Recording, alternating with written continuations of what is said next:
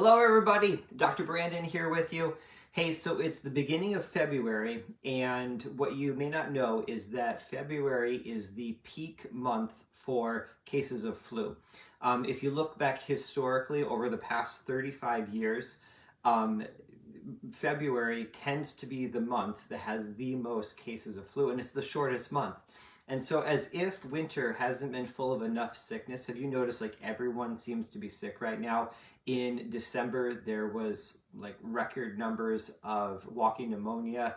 And then this past January, just everyone seemed to have a cold or flu. And so here we are, we're in February now, and it tends to be the peak month for cases of the flu. And so, interestingly enough, it also January, February, and March tend to have the lowest vitamin D levels when people have their vitamin D tested. So, the dead of winter is when vitamin D levels tend to plummet and bottom out, and February tends to be the worst month for cases of flu. Now, scientists will point out that that doesn't necessarily mean cause, it's a correlation.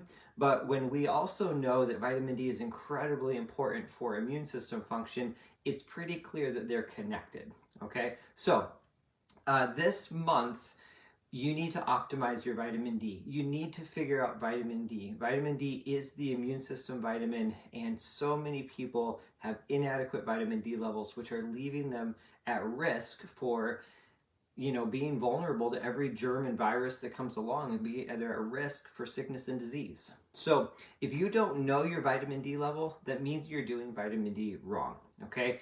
Someone who is doing vitamin D right, they know what their vitamin D level is, and they've figured out how to get that vitamin D level into the optimal range of 40 to 60 nanograms per milliliter.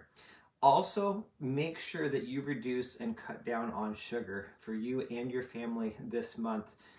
Sugar is a immune system sabotage, and it will make your body and your family and your kids more vulnerable to, again, every germ, virus, bacteria that comes along. So if you don't know your vitamin D level, go to our website, immunestrongfamilies.com, and get yourself a vitamin D home test. It's inexpensive, it's easy to use, it's accurate. You don't have to make an appointment, you don't have to have a big blood draw.